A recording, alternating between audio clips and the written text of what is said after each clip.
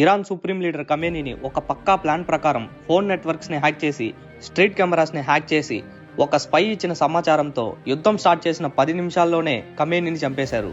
ఖమేనీతో పాటు 40 మంది అధికారులు ఒకేసారి చనిపోయారు. ఒక దేశానికి సంబంధించిన సుప్రీం లీడర్ని, అది కూడా 37 సంవత్సరాలుగా రూలింగ్ లో ఉన్న ఖమేనీని చంపారంటే అది అంత చిన్న విషయం కాదు. ఇజ్రాయెల్ ఒక స్పైని సెట్ చేసింది. ఆ స్పై ఇచ్చిన సమాచారంతోనే ఖమేనీని 10 నిమిషాల్లోనే చంపేశారు.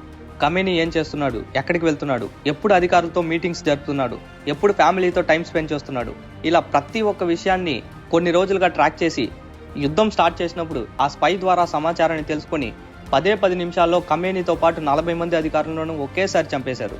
ఆ స్పై పేరు ఇస్మాయిల్ కనీని. ఇతను క్వాడ్ ఫోర్స్ కి హెడ్ గా ఉన్నాడు. ఇరాన్ కి సంబంధించిన IRGC ఆ దేశద్రోహిని కనిపెట్టి ఉరి శిక్షను విధించారు. ఇదంతా చూస్తుంటే ఇరాన్ సుప్రీం లీడర్ ఖమేనీని కొన్ని రోజులుగా, కొన్ని నెలలుగా ట్రాక్ చేస్తున్నట్టు తెలుస్తుంది. ఈ యుద్ధం గురించి మీ అభిప్రాయం ఏంటి? కామెంట్ సెక్షన్ లో చెప్పండి. నా ఎక్స్ప్లెనేషన్ నచ్చితే ఫాలో చేసి సబ్స్క్రైబ్ చేయండి.